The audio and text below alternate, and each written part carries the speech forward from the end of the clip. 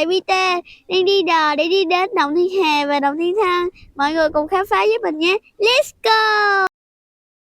Tuy không nổi tiếng như Tràng An, Tam Cấp Bích Động hay Hàng Múa khi du lịch Ninh Bình, nhưng du khách nếu một lần đặt chân đến Động Thiên Hà sẽ phải mê mẩn trong không gian huyền ảo của dãy ngân hà trong lòng núi Ninh Bình. Theo đánh giá của các chuyên gia, hệ thống nhũ đá trong Động Thiên Hà vẫn còn sống và đang trong quá trình phát triển. Đặc biệt, hang hầu như còn giữ nguyên vẹn vẻ hoang sơ với hàng vạn con chơi sinh sống. Tại đây, các nhà khảo cổ còn tìm thấy các vết tích của người Việt cổ với vỏ nhuyễn thể, mảnh gốm thô, xương động vật, mai và yếm rùa. Thời vua Đinh Tiên Hoàng và vua Lê Đại Hành, Động Thiên Hà được xem như một vọng ghét, tiền tiêu bảo vệ thành Hoa Lư. Ngày nay, động được các du khách đánh giá là một trong những xuyên thủy động đẹp nhất của Ninh Bình. Động Thiên Hà dài khoảng 700 m, gồm động khô dài 200 m và động nước dài 500 m, thông với nhau qua một hành lang rộng. Bên trong lòng hang rộng có nhiều nhũ đá đặc sắc, tất cả hiện lên trong không gian huyền ảo nên được ví như là dải ngân hà trong lòng núi. Đến với Động Thiên Hà, các bạn sẽ được đi thuyền chèo tay khám phá và thưởng ngoại phong cảnh thiên nhiên hoang sơ, kỳ bí của hang động và núi rừng.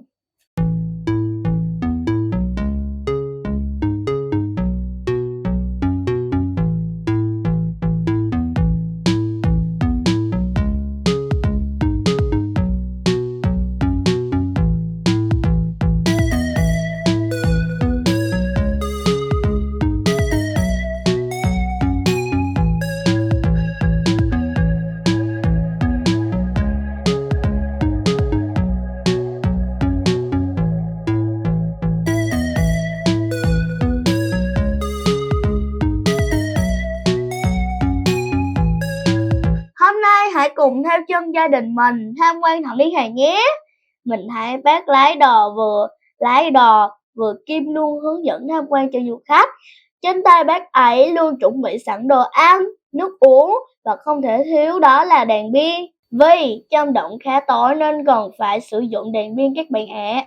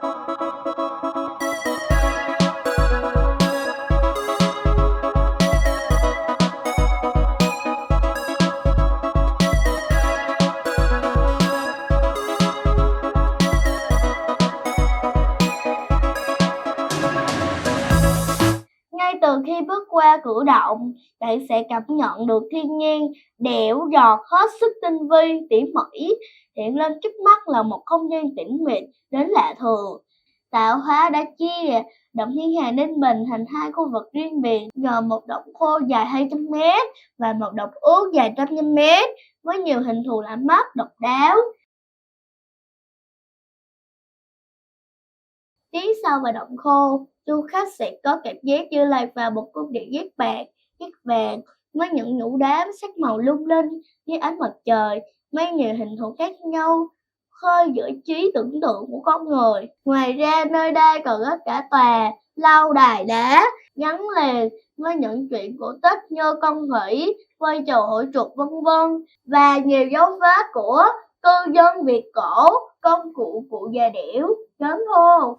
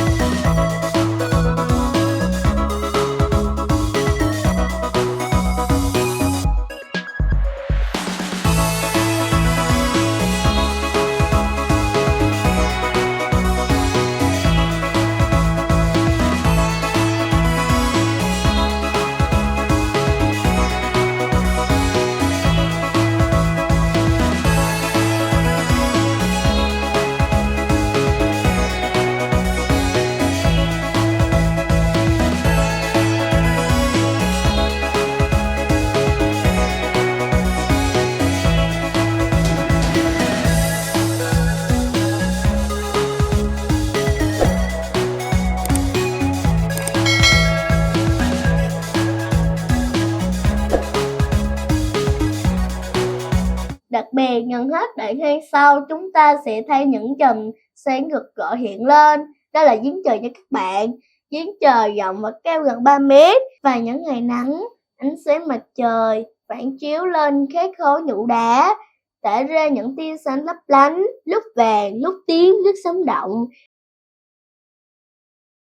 Tuy quy mô không lớn, nhưng bên trong động có rất nhiều nhũ đá, lại được ánh sáng chiếu vào từ một lỗ thông tròn như giếng trời tự nhiên, nên không gian rộng mở với sắc vàng, sắc bạc huyền ảo, cùng những hình thù đa dạng khơi gợi trí tưởng tượng của người xem như lâu đài đá, hình voi, hổ, cáo, khỉ vân vân.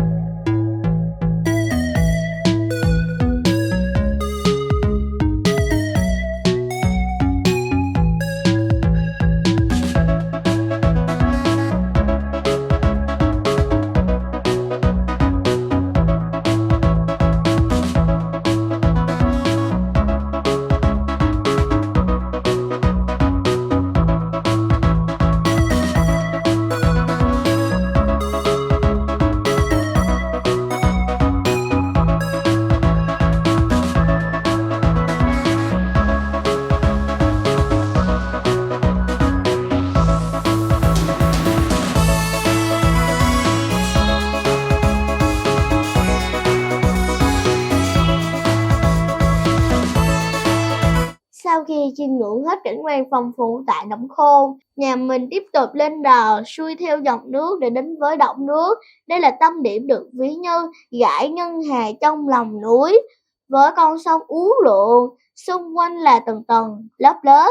Các khối thạch nhũ đa màu được đặt bằng những cái tên như đảo hoa tiên, bầu sữa mẹ, cá há long vân vân, tạo cho các bạn cảm giác như đang ở trong bồng la tiên cảnh nào đó. Lạc trôi trên dòng sông và hòa trong không gian đó, thỉnh thoảng lại nghe tiếng gió lùa vào cửa động, tiếng khu mái chèo, tiếng nước vân vân, khiến cho lòng mình cảm thấy nhẹ nhàng và thoải mái vô cùng.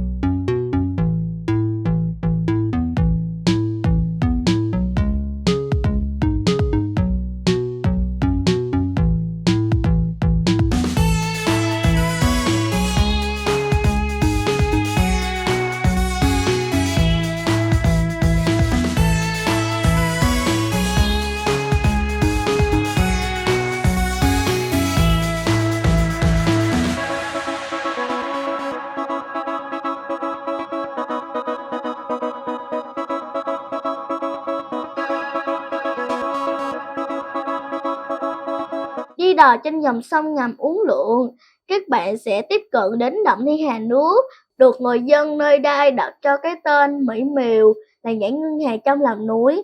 Hôm nay khách du lịch tham quan khá ít, nên thỉnh thoảng mình mới thấy dòng người tham quan.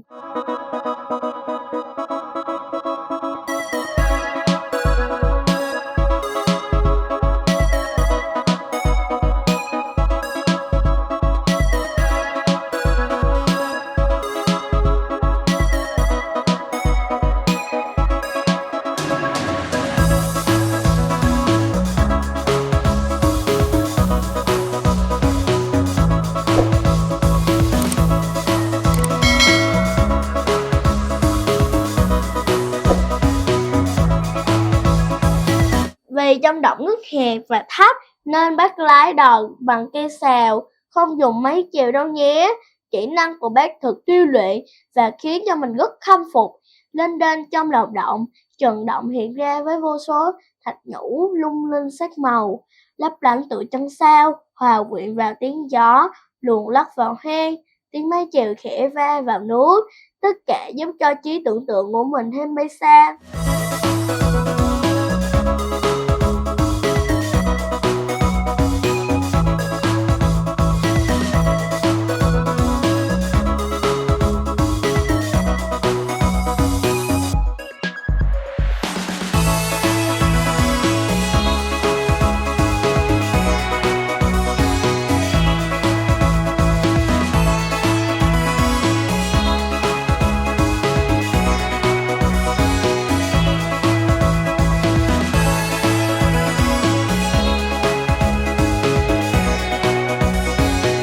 Phần động Thiên Hà khô có cửa thông lên sườn núi phía nam, rộng khoảng 2,5 đến 3 mét, cao khoảng 3 đến 6 mét, nền động rộng khoảng 40 mét.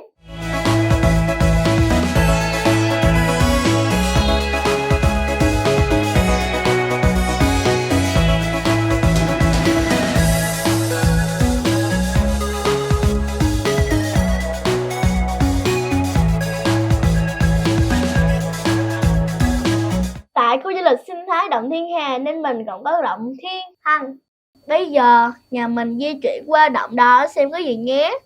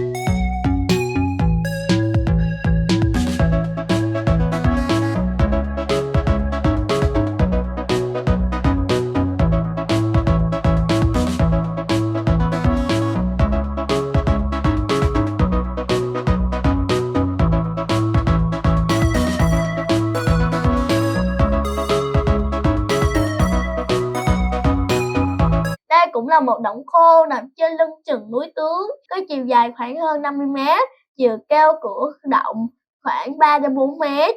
Khi mình thấy động không mang dáng vẻ hùng vĩ, nhưng nó sở hữu những cảnh quan hết sức ngoạn mục như vẻ đẹp của các nhũ đá muôn hàng vạn trạng sẽ khiến bạn phải trầm trồ thích thú.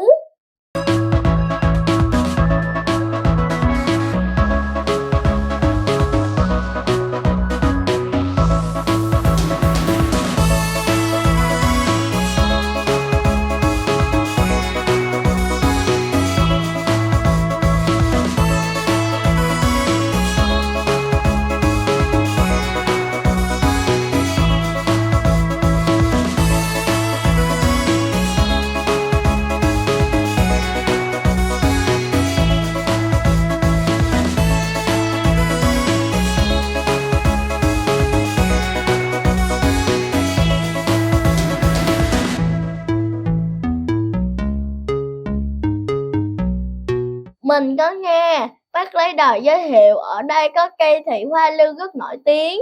Giữa vùng lõi di sản Nghệ An có một cây thị ngàn tuổi, bộ rễ bám chặt vào khối đá triệu năm. Vượt qua sự khắc nghiệt của thời tiết, cây thị nghìn tuổi vẫn ngát xanh, tươi tốt. Thế mình thấy cây thị này khác với những cây thị khác. Nó nằm treo leo trên một khối đá lớn ở lưng chừng núi. Sau nhiều năm sinh sống, bộ rễ của cây đã ôm chặt vào khối đá khổng lồ, phần thân nổi nhiều u cục, sừng sùi, như đã hóa thạch.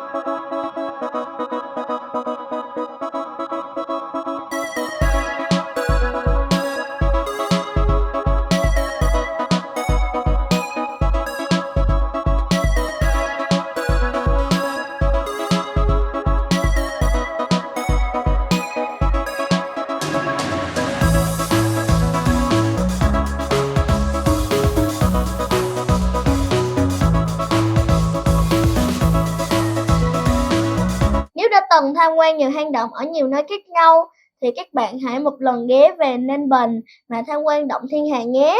Vẻ đẹp của động khô và động nước sẽ không khiến bạn thất vọng.